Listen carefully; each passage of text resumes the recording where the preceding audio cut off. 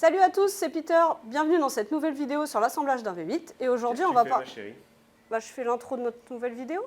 Mais il n'y a plus de vidéo. Le moteur est terminé, il est assemblé. Ah bon? Déjà? Allez. Bon. Descends ton parpaing, maintenant faut le mettre dans la voiture. D'accord. Allez, go!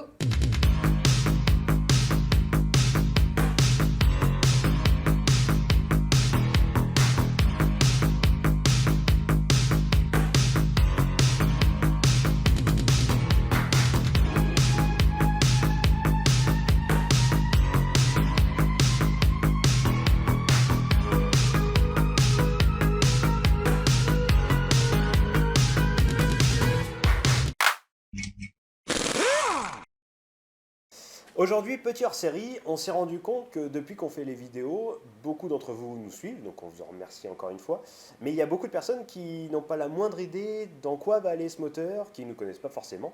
Donc c'est ce qu'on a décidé. Aujourd'hui, on va faire une petite vidéo de présentation en remontant un peu dans le temps et en vous expliquant les débuts avec l'américaine et toutes les évolutions au fur et à mesure. Donc si on remonte dans le temps, on est en, je pense, 2008-2009, et donc à l'époque, je viens à peine de commencer à travailler. Je suis un fan absolu des voitures américaines, et je suis fan absolu d'une série qui s'appelle Supernatural, où à l'intérieur, il y a une Impala 67 en 4 portes, je crois. Et je décide de me dire que voilà, il faut que j'aille cette voiture, j'adore ce modèle. Donc je fouille, etc., avec l'aide d'amis à l'époque, et on finit par en trouver une que j'achète, et me voilà propriétaire d'une Impala 2 portes avec un tout petit 283. C'est ma première voiture, et d'ailleurs à l'époque quand j'achète, j'ai même pas encore le permis, ce qui fait que c'est mon père qui roule avec la voiture quand on fait des petites modifs dessus. Par la suite, quand j'ai mon permis, je me rends compte aussi que c'est ma seule voiture, ce qui fait que je suis obligé de me déplacer au travail avec l'Impala. Alors c'est la classe, mais ça coûte quand même un bras. Et je me rends compte rapidement aussi que c'est pas l'esprit que j'imaginais de la voiture américaine. Pour moi, les voitures américaines, c'était des muscle cars, des voitures sportives, puissantes. Là, c'est pas du tout le cas. Le 283 est asthmatique, la voiture est lourde. Enfin, clairement, c'est un veau.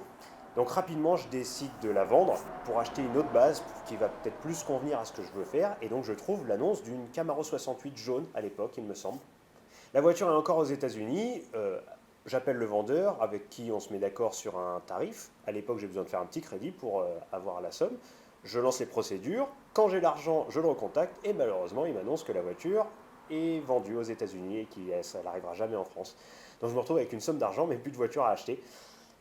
Il me donne le numéro de quelqu'un qui est dans le sud, qui apparemment a beaucoup d'autos. Je contacte cette personne-là, et cette personne-là me dit qu'il n'a pas de Camaro, mais qu'il a une Barracuda. Donc un modèle 70 bleu, avec un petit small block à l'intérieur, et surtout, chose inespérée, elle rentre dans mon budget. Donc ni une ni deux, avec mon père, on décide de prendre notre voiture et de faire la tour jusqu'à Marseille pour la ramener.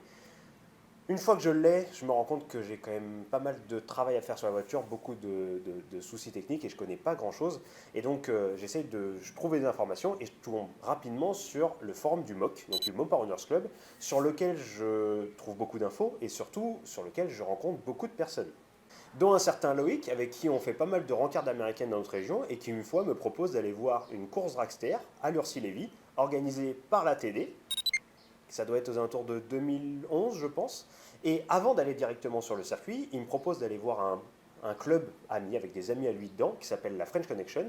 Et donc on fait ce fameux détour, et arrivé là-bas, c'est la révélation. Il y a une Barracuda 73, celle de Fox et Clairange, pour ceux qui connaissent. Là, je me dis qu'il faut que ma voiture devienne absolument ça, ou en tout cas suive l'esprit de ça, donc une auto street and strip, donc qui roule sur route évidemment, mais qui est performante, qui est très performante. Et deuxième claque, le week-end de course, je découvre le milieu du dragster, et c'est un milieu qui me fascine. Et donc je suis décidé, quand je rentre, je démonte la voiture et je commence à faire la préparation. Donc je commence aussi à apprendre quand même pas mal, et donc je fais le moteur, les trains roulants, etc. Mon ami Loïc me suit de très près et m'aide pour plein de points, dont la peinture par exemple. La restauration / préparation dure à peu près 3 ans, et début 2014, la voiture est prête, elle est telle que je l'imaginais.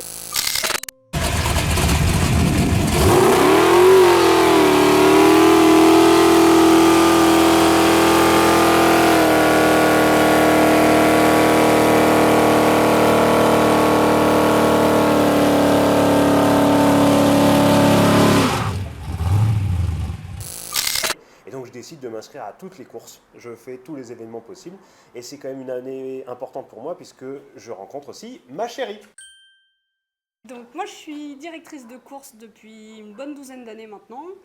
Et donc en 2014, on décide de partager ça. Et malheureusement, la saison se termine pas très bien parce que lors de la dernière course, je détruis la voiture.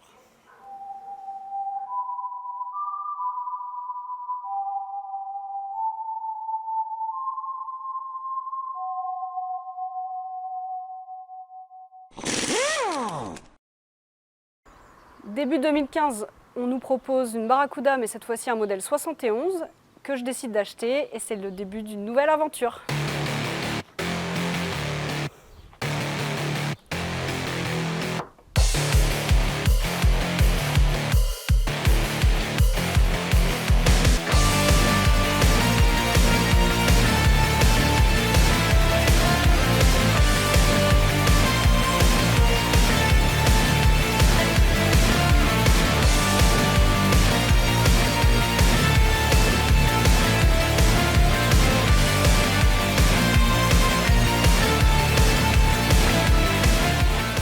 Depuis 2015, la voiture a eu énormément d'évolution. On a déjà commencé par la remettre en route, puisque quand on a acheté la voiture, il n'y avait pas de mécanique à l'intérieur. Donc pour commencer, on a mis un petit 383, une petite boîte de vitesse 727, et c'était dans un esprit de cruising, de balade, etc.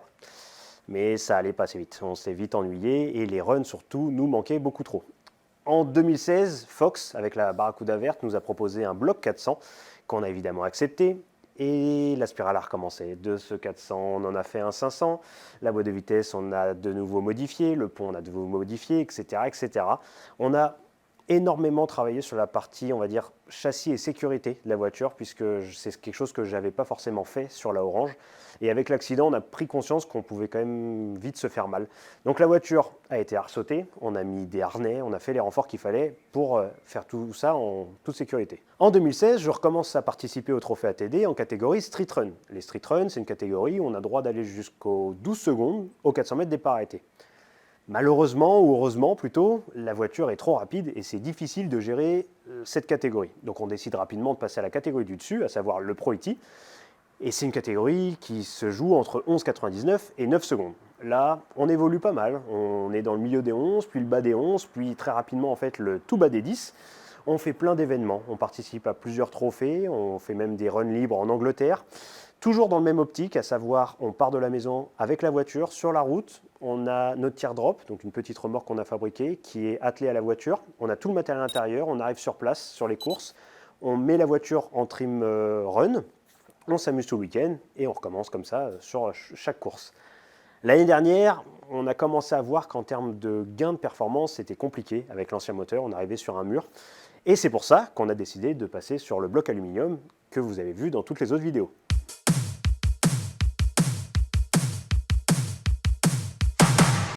Alors, pour ceux que ça intéresse, en termes de particularités techniques de la voiture, actuellement, on trouve un train avant RMS Altercation, donc c'est un train tubulaire qui permet de passer sur une crémaillère de direction en lieu et place du boîtier de direction, donc beaucoup plus précis.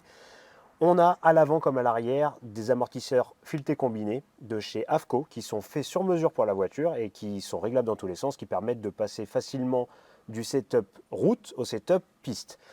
Le freinage, on a des freins très typés drag, c'est des freins très fins, très légers, qui ont très peu de résistance au roulement, et ça de la marque TBM. À l'arrière, en termes de suspension, on est encore sur des lames, mais c'est des lames modernes qui sont des monolames, qui ont un système supplémentaire qu'on appelle Caltrac, donc c'est ce qu'on appelle des traction bars, c'est un système qui évite aux lames de trop se déformer. Le pont, désolé pour les mots pariens, les purs et durs, mais c'est plus le 8/3 d'origine, on a un 9 pouces Ford, c'est beaucoup moins cher et beaucoup plus fiable. Donc c'est un pont qui vient de chez Moser, qui est tout en tête de diamant qu'on appelle, avec un nez de pont en aluminium qui vient aussi de chez Moser et avec un spool. Il n'y a plus de différentiel. Au niveau du rapport de pont, on doit être sur un 4,30, donc c'est très court, mais pour rouler sur la route, puisque c'est toujours le but de la voiture, on a au cul de la boîte un Gear-Vendor. Donc Gear-Vendor, c'est une société qui fait des unités overdrive qui sont à mettre au cul de n'importe quelle boîte et qui permet de rajouter un rapport. Donc ça permet de pouvoir rouler sur route sans que le moteur soit trop en régime. La boîte de vitesse, on a une 727, donc type d'origine, extrêmement modifiée par nos soins.